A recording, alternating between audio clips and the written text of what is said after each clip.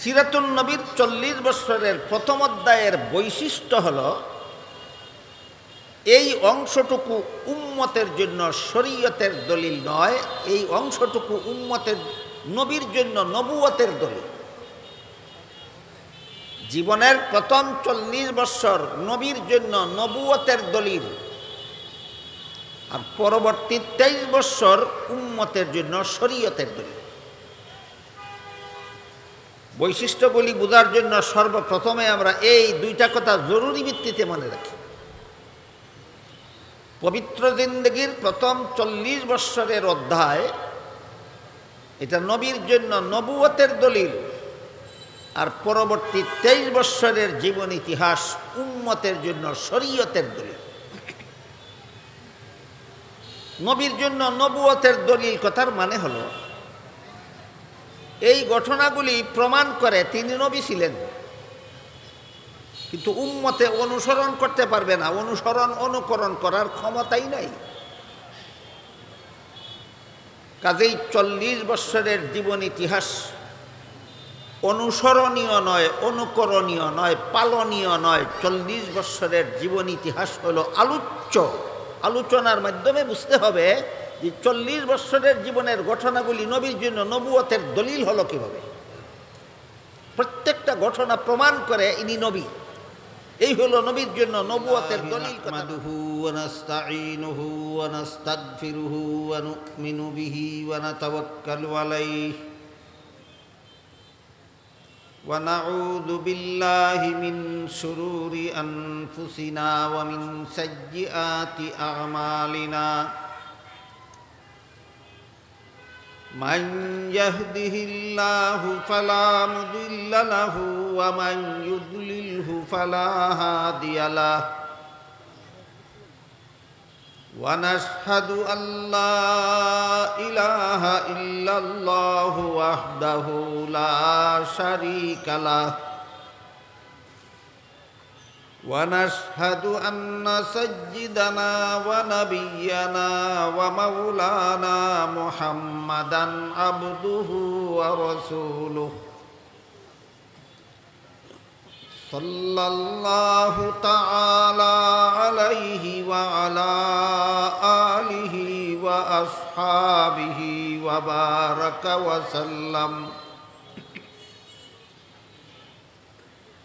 أما بعد فأعوذ بالله من الشيطان الرجيم. بسم الله الرحمن الرحيم. ورفعنا لك ذكرك. وقال رسول الله صلى الله عليه وسلم: من أحب سنتي فقد أحبني ومن أحبني كان معي في الجنة.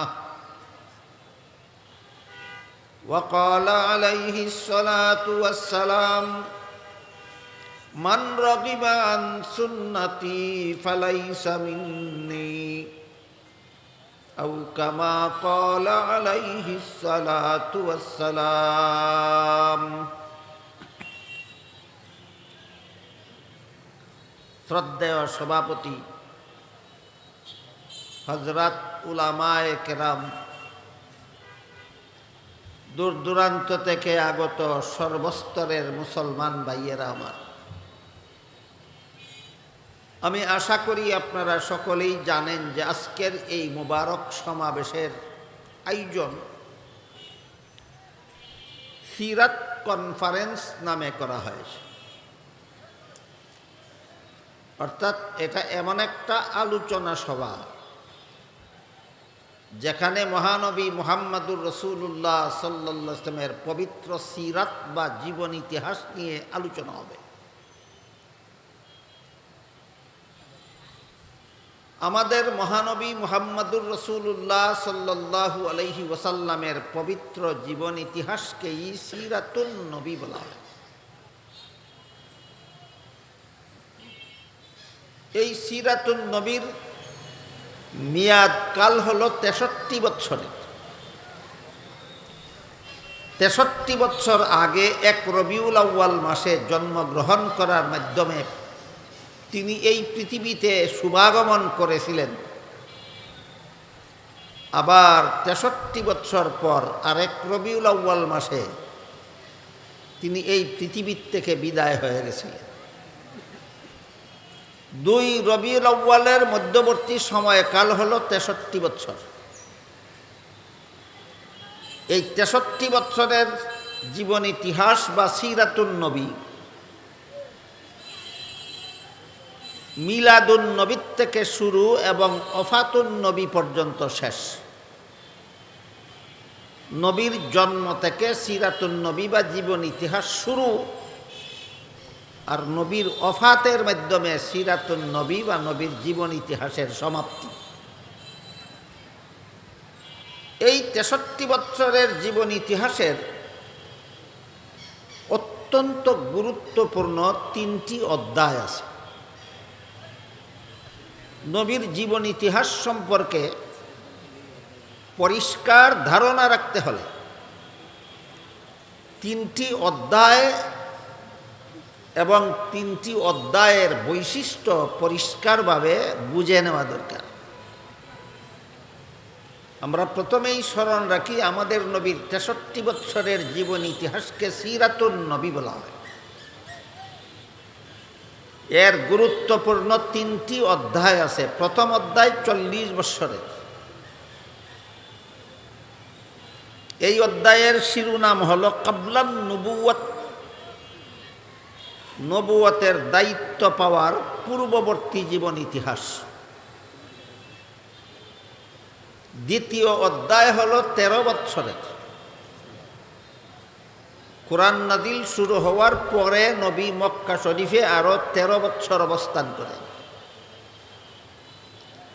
এই ১৩ বছরের দ্বিতীয় অধ্যায়ের হেডিং হল মক্কি জিন্দেগি। আগের ৪০ আর পরের ১৩, ৫৩ বছর বয়সে নবী মক্কা শরীফ থেকে হিজরত করে মদিনা শরীফ গেলেন। সেখানে গিয়ে অবস্থান করলেন আরও ১০ বছর। এটা হলো সিরাতুন নবীর ৩য় অধ্যায়। ১০ বছর মদিনায় অবস্থানকালীন তৃতীয় অধ্যায়ের শিরোনাম হল মাদানী জিন্দেগি। প্রথম অধ্যায় ৪০ বছরের শিরোনাম ক্বাবলান নুবুওয়াত। দ্বিতীয় অধ্যায় ১৩ বছরের শিরোনাম মক্কি জিন্দেগি। তৃতীয় অধ্যায় ১০ বছরের নাম মাদানী জিন্দেগি। এই হলো সিরাতুন নবীর ৩টি অধ্যায় এবং প্রতিটি অধ্যায়ের সময়কাল এবং শিরোনামের আলোচনা। এবার আমরা ৩টি অধ্যায়ের কতগুলি বৈশিষ্ট্য আছে। সিরাতুন নবীর প্রথম অধ্যায় ৪০ বছরের ক্বাবলান নুবুওয়াত যার শিরোনাম, এর একটা আলাদা বৈশিষ্ট্য আছে। তারপর ১৩ বছরের মক্কি জিন্দেগি আর ১০ বছরের মাদানী জিন্দেগি, মোট ২৩ বছরের জিন্দেগির সমষ্টিগত একটা বৈশিষ্ট্য আছে আলাদা। আবার ১৩ বছরের মক্কি জিন্দেগির কিছু বৈশিষ্ট্য আছে মাদানী জিন্দেগির থেকে আলাদা। মাদানী জিন্দেগির একটা আলাদা বৈশিষ্ট্য আছে যেটা মক্কি জিন্দেগির থেকে আলাদা। মক্কি জিন্দেগি আর মদনী জিন্দেগির একটা বৈশিষ্ট্য আছে সমষ্টিগত, উভয় জিন্দেগির একই বৈশিষ্ট্য। আবার মক্কি জিন্দেগির একটা আলাদা বৈশিষ্ট্য আছে যেটা মাদানী জিন্দেগিতে নাই, আর মাদানী জিন্দেগির একটা আলাদা বৈশিষ্ট্য আছে যেটা মক্কি জিন্দেগিতে নাই। সিরাতুন নবীর এই অধ্যায়গুলির পরিচয় এবং অধ্যায়গুলির বৈশিষ্ট্য না জানার কারণে সমাজে নবীকে নিয়া, সিরাতুন নবীকে নিয়া, মিলাদুন নবীকে নিয়া যথেষ্ট পরিমাণ বিভ্রান্তি আর ভুল বুঝাবুঝির সৃষ্টি হয়। এই সমস্ত বিভ্রান্তি এবং ভুল বুঝাবুঝি এমনকি মারামারি, হানাহানি পর্যন্ত হয়।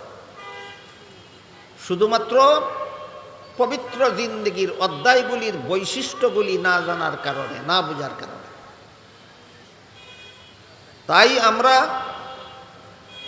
এই সমস্ত হানাহানি, এই সমস্ত ভুল বুঝাবুঝি, এই সমস্ত কাদা চুরাচুরির থেকে সমাজকে নবীর আদর্শে আদর্শবান রূপে গড়ে তোলার উদ্দেশ্যেই পরিষ্কারভাবে আমাদের বুঝে নেওয়া দরকার প্রতিটি সিরাতুন নবীর প্রতিটি অধ্যায়ের বৈশিষ্ট্যগুলি। সিরাতুন নবীর প্রথম অধ্যায় 40 বছরের শিরোনাম হলো কাবলান নবুয়ত। এর বৈশিষ্ট্য হলো এই অধ্যায়টা উম্মতের জন্য অনুসরণীয়, অনুকরণীয় নয়। পবিত্র জীবনের প্রথম 40 বছরের কার্যকলাপ উম্মতের জন্য পালনীয় নয়, উম্মতের জন্য অনুসরণীয় নয়, উম্মতের জন্য অনুকরণীয় নয়।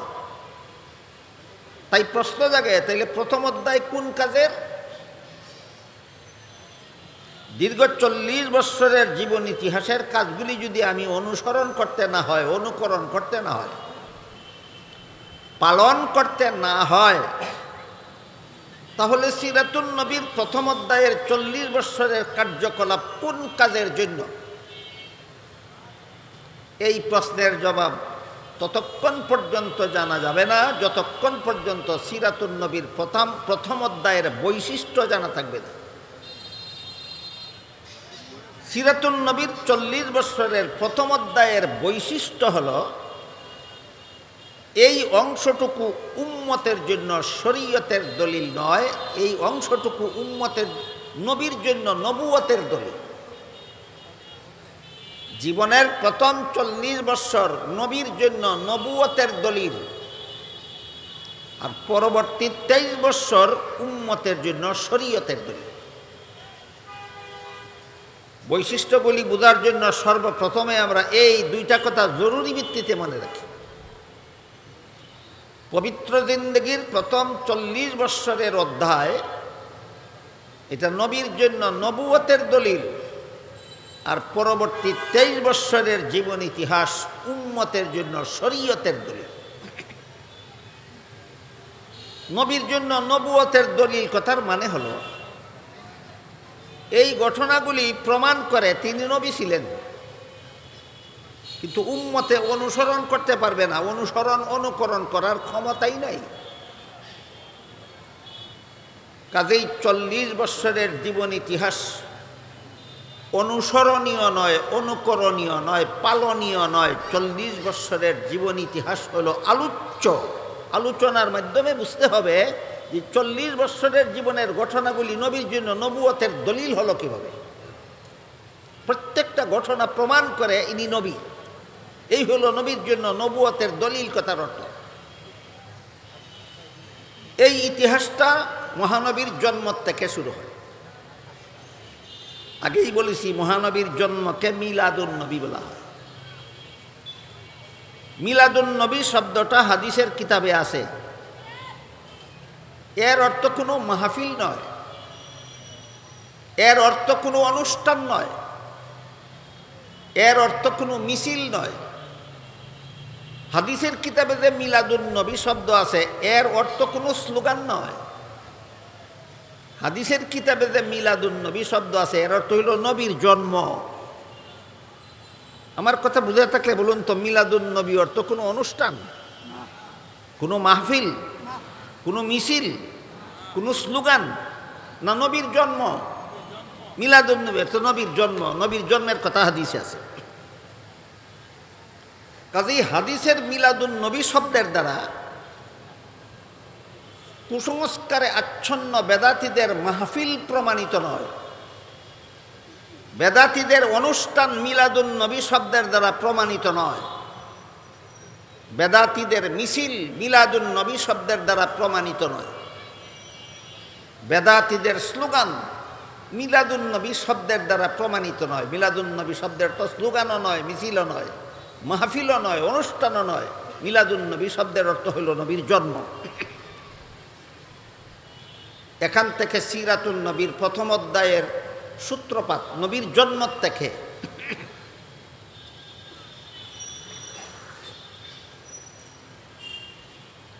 নবীর জন্মের অবস্থা এবং ঘটনাবলী উম্মতের অনুসরণের জন্য নয়, অনুকরণ করার ক্ষমতাই রাখে না উম্মত। শুধু এটা প্রমাণ করার জন্য যে এই ঘটনাগুলি প্রমাণ করে তিনি নবী, এর নাম ওই নবীর জন্য নবুয়তের দলিল।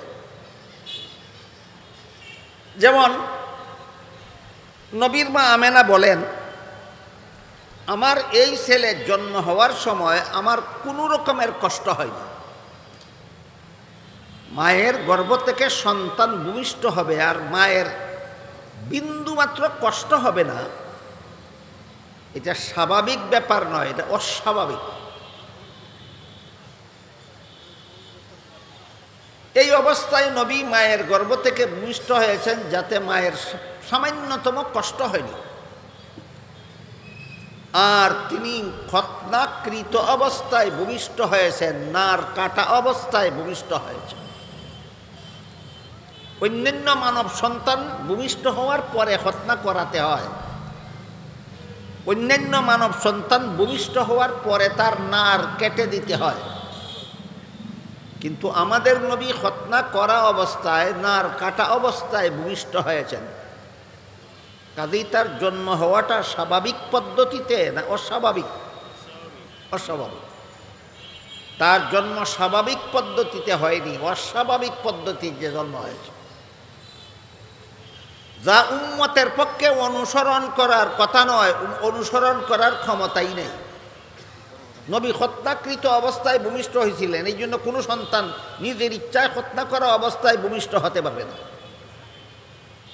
নবী নার কাটা অবস্থায় ভূমিষ্ঠ হয়েছেন, এই জন্য কোনো উম্মত নার কাটা অবস্থায় ভূমিষ্ঠ হতে পারবে না। তাহলে মিলাদুন নবীর ঘটনাগুলি উম্মতের জন্য পালনীয় না নবীর জন্য নবুয়তের দলিল? উম্মতের জন্য পালনীয় নয়, নবীর জন্য নবুয়তের দলিল। নবী মায়ের গর্ভ থেকে ভূমিষ্ঠ হওয়া মাত্রই আল্লাহর শুকরিয়া আদায় করে দোয়া পড়েছেন। ভূমিষ্ঠ হইয়েই আল্লাহর শুকরিয়া আদায় করে দোয়া পড়ছেন। বলেন ঘটনাটা কি উম্মতে পালন করতে পারবে? ঘটনাটা আল্লাহ কেন ঘটাইলেন? একথা প্রমাণ করার জন্য যে ঘটনা প্রমাণ করে তিনি উম্মত নন, তিনি নবী। উম্মতে অনুসরণ করার জন্য নয়, এটা নবীর জন্য নবুয়তের দলিল। যে মুহূর্তে নবী মায়ের গর্ভ থেকে ভূমিষ্ঠ হয়েছেন সেই মুহূর্তে কাবাগরের ভিতরে কুরাইশ বংশের মূর্তি পূজারীরা যে সমস্ত মূর্তি দাঁড় করাইয়া রাখছিল, সবগুলি মূর্তি একসাথে আল্লাহকে সেজদা করেছিল। বলেন ঘটনাটা উম্মতের জন্য শরীয়তের দলিল হলো না নবীর জন্য নবুয়তের দলিল হলো? উম্মতের জন্য শরীয়তের দলিল নয়, নবীর জন্য নবুয়তের দলিল। নবী যেই মুহূর্তে মায়ের গর্ভ থেকে ভূমিষ্ঠ হয়েছিলেন সেই মুহূর্তে পারস্যবাসী অগ্নি পূজারীরা যে আগুনের পূজা করত, সেই আগুনটা 1000 বৎসর পর্যন্ত প্রজ্বলিত করে রেখেছিল, কোনোদিন নিভতে দেয়নি। নবীর জন্মের মুহূর্তে পারস্যবাসীদের 1000 বৎসরের প্রজ্বলিত অগ্নিকুণ্ড নিবে ছাই হয়ে গেছে। ঘটনাটা কি উম্মতের জন্য শরীয়তের দলিল না নবীর জন্য নবুয়তের দলিল? নবীর জন্য নবুয়তের দলিল। মা আমেনার গর্ভ থেকে নবী জন্মগ্রহণ করলেও দুধ পান করেছিলেন দুধ মা হালিমার। গর্ভধারিণী মায়ের নাম আমেনা আর দুধ মায়ের নাম হালিমা। বুঝে থাকলে বলুন তো, হালিমা আমেনার শিশুকে দুধ পান করাতে পারতেন নিজের কোনো শিশু বাচ্চা জন্ম না হইলে? না। হালিমার নিজেরও একটা শিশু ছেলে ছিল, এজন্য তিনি নিজের ছেলেকেও দুধ পান করাতেন, আমিনার ছেলে মুহাম্মদুর রাসূলুল্লাহকেও দুধ পান করাতেন। তাহলে হালিমার দুধ পানকারী শিশু কজন হইল? 2 জন। তাই মুহাম্মদুর রাসূলুল্লাহ সাল্লাল্লাহু আলাইহি ওয়াসাল্লাম শিশুকালে দুধ মায়ের দুধ পান করার সময় এক স্তনের দুধ নিজে পান করতেন, আরেক স্তনের দুধ নিজের দুধ বাইয়ের জন্য রেখে দিতেন। কুলের শিশু থাকাকালে এত বড় ইনসাফ একমাত্র মুহাম্মদুর রাসূলুল্লাহ ছাড়া দুনিয়ার কোনো মানব সন্তানের পক্ষে সম্ভব নয়। তাহলে ঘটনাটা উম্মতের জন্য শরীয়তের দলিল হলো না নবীর জন্য নবুয়তের দলিল হলো? উম্মতের জন্য শরীয়তের দলিল নয়, নবীর জন্য নবুয়তের দলিল। রাসূল করিম সাল্লাল্লাহু আলাইহি ওয়াসাল্লাম কুলের শিশু থাকাকালেও উলঙ্গ হননি। কুলের শিশু থাকাকালে উলঙ্গ না হওয়াটা যদি উম্মতের জন্য শরীয়তের দলিল হইত, তাহলে কোন উম্মত শিশুকালে উলঙ্গ হইলে গুনাহ হইতো? উম্মতে শিশুকালে উলঙ্গ হলে গুনাহ হয় না কেন? কারণ নবী শিশুকালে উলঙ্গ হয়েছেন না। এটা উম্মতের জন্য শরীয়তের দলিল নয়, এটা ছিল নবীর জন্য নবুয়তের দলিল। জানি না আমি আপনারা আমার কথা বুঝতেছেন কিনা। আমাদের নবী শিশুকালে উলঙ্গ না হওয়াটা উম্মতের জন্য শরীয়তের দলিল না নবীর জন্য নবুয়তের দলিল?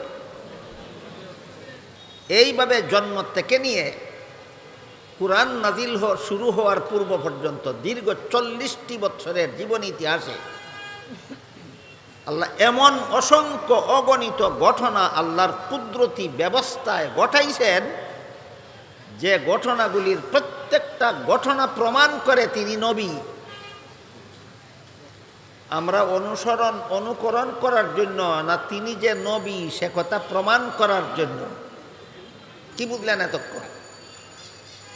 সিরাতুন নবীর প্রথম অধ্যায় 40 বছরের জীবন ইতিহাসে নবীর এই জীবনের এই অংশে যে ঘটনাগুলি ঘটেছে এগুলি উম্মতে অনুসরণ করার জন্য না তিনি যে নবী ছিলেন সে কথা প্রমাণ করার জন্য? তিনি যে নবী ছিলেন সে কথা প্রমাণ।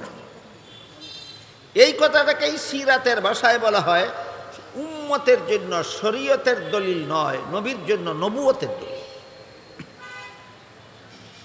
এবার বুঝে থাকলে বলুন, আমি আর সামনে গেলাম না, সামনে আরো অনেক কথা আছে। দীর্ঘ 40টি বৎসর পর্যন্ত নবীর এরকম অসংখ্য অগণিত ঘটনা আল্লাহর কুদরতি ব্যবস্থায় ঘটিয়েছেন যেগুলি উম্মতের জন্য উম্মতের অনুসরণের জন্য নয়, তিনি যে নবী এই কথাটা প্রমাণ করার জন্য। কাজেই সিরাতুন নবীর প্রথম অধ্যায় 40 বৎসরের কাবলান নবুয়তের অংশটা উম্মতের জন্য শরীয়তের দলিল হলো না নবীর জন্য নবুয়তের দলিল হলো? আমরা পালন করতে পারবো না আলোচনার মাধ্যমে দলিল বুঝতে পারবো? পালন করতে পারবো না, পালন করার ক্ষমতাই নাই। আলোচনার মাধ্যমে তিনি যে নবী এই কথার দলিলটা আমরা বুঝতে পারবো। কাজেই মিলাদুন নবী পালনীয় নয়, মিলাদুন নবী আলোচ্য। নবীর জন্ম পালনীয় নয়, নবীর জন্ম পালন করতে পারবে না কোনো বাপের বেটা। নবী যেভাবে জন্ম হয়েছেন এইভাবে কোনো মানুষ জন্ম হতে পারবে না। আলোচনা করতে পারবে, আলোচনা করলে কি হবে? তিনি যে নবী ছিলেন এই কথার দলিল সাব্যস্ত হবে। আমার কথা বুঝে থাকলে বলুন, মিলাদুন নবী পালনীয় না আলোচ্য? যে পালনীয় নয়, আলোচ্য। যারা বলে মিলাদুন নবী পালন করি, হয়তো গুড়ার ডিমও বুঝে না মিলাদুন নবী কাকে বলে,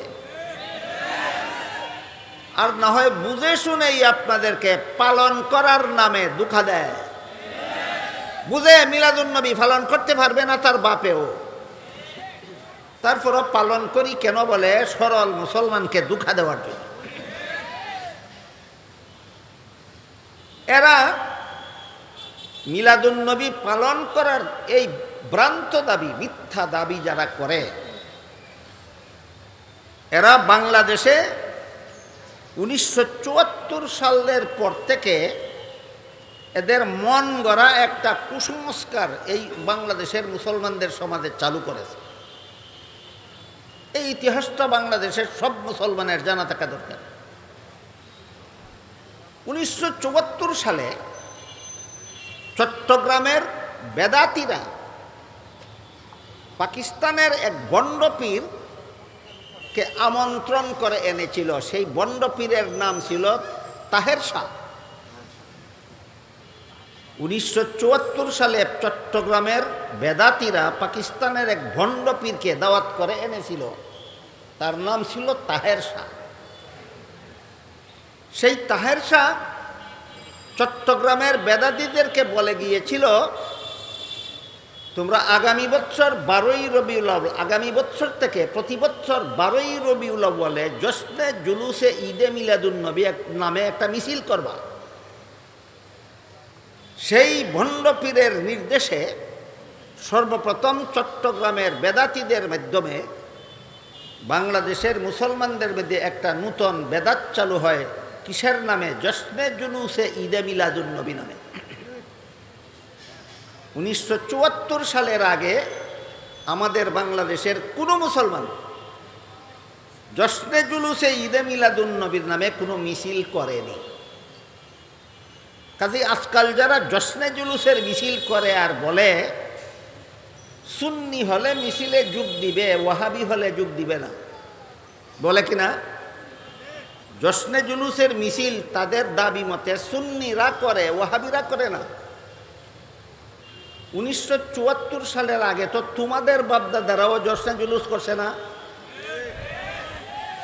তাইলে তোমরা সুন্নির ঘরের সুন্নি না ওয়াহাবির ঘরের সুন্নি? বুঝেন নাই কথা না?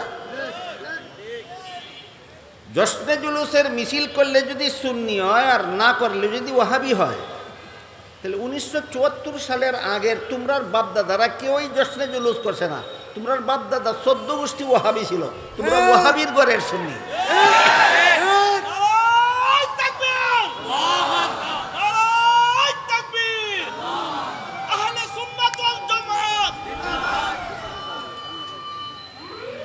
এই জশ্নে জুলুসে ঈদে মিলাদুন নবীর নামে প্রতি বছর 12ই রবিউল আউয়ালে যে মিছিলটা এরা করে থাকে, এই মিছিলের মধ্যে কতগুলি স্লোগানও দিয়ে থাকে। বিভিন্ন এলাকায় বিভিন্ন রকমের স্লোগান দেয়। এর মধ্যে কোনো কোনো এলাকার স্লোগানে বলে সিরাতুন নবীতে লাথি মারো, মিলাদুন নবী চালু করো।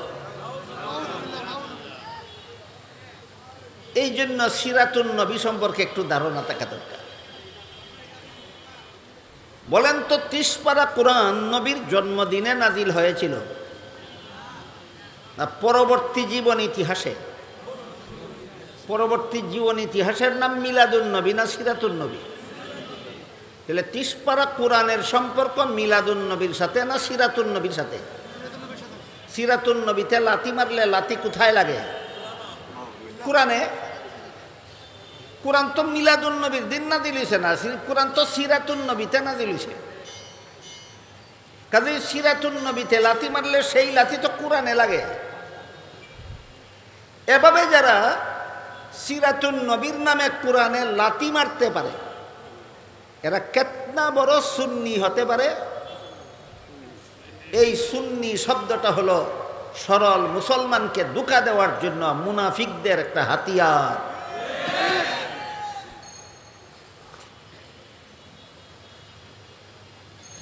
সিরাতুন নবীর প্রথম অধ্যায়ের 40 বৎসরে রাসূল কলেমার দাওয়াতটুকু দেননি সমাজের মানুষকে, আল্লাহর পক্ষ থেকে নির্দেশ ছিল না। ইমানের দাওয়াত দেননি, ইসলামের দাওয়াত দেননি। প্রথম অধ্যায়ের 40 বৎসর পার হওয়ার পরে কোরআন নাজিল শুরু হইল, কলেমার দাওয়াত শুরু হইল, ইমান ইসলামের দাওয়াত শুরু হইল, 5 বেলার নামাজ ফরজ হইল, রমজানের রোজা ফরজ হইল, ইবাদত বন্দেগী করার বিধান দেওয়া হইল। তাহলে ইসলামের যত যাবতীয় বিধিবিধান সবগুলির সম্পর্ক সিরাতুন নবীর সাথে, মিলাদুন নবীর সাথে একটারও কোনো সম্পর্ক নাই। ছোট্ট ছোট্ট 1-2টা উদাহরণ দেই। আপনারা যারা টুপি মাথায় দিয়ে এসেছেন, আমি আশা করি আপনারা সকলেই জানেন এটা নবীর সুন্নত। আমরা কেন টুপি মাথায় দেই? নবীর সুন্নত। যারা মুখে কমপক্ষে 1 মুষ্টি লম্বা দাড়ি রেখে এসেছে, আমরা যারা দাড়ি রেখেছি আমরা সবাই জানি এটা নবীর সুন্নত। বলেন টুপি সুন্নত কিনা, দাড়ি সুন্নত কিনা? হাঁটুর নিচ পর্যন্ত লম্বা জামা সুন্নত। নবী জন্মের দিন টুপি মাথায় দিয়েছিলেন না পরবর্তী জীবনে? নবী জন্মের দিন মুখে লম্বা দাড়ি রেখেছিলেন না পরবর্তী জীবনে? নবী জন্মের দিন কোরআনের কথা বলেছিলেন না পরবর্তী জীবনে? নবী জন্মের দিন কলেমার দাওয়াত দিয়েছিলেন না পরবর্তী জীবনে? নবী জন্মের দিন 5 বেলা নামাজ পড়েছিলেন না পরবর্তী জীবনে?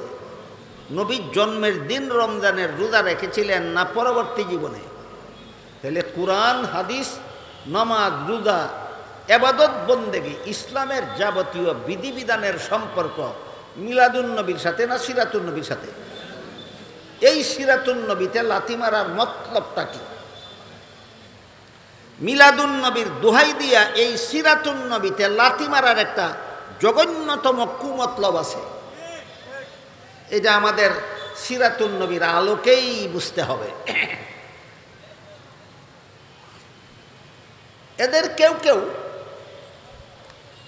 নবীর জন্মে খুশি দেখাবার নামে এই নবীর সুন্নতগুলিকে তিরস্কার করে থাকে। কেউ কেউ নবীকে মহব্বত করার নামে সিরাতুন নবীর আদর্শকে পরিহার করে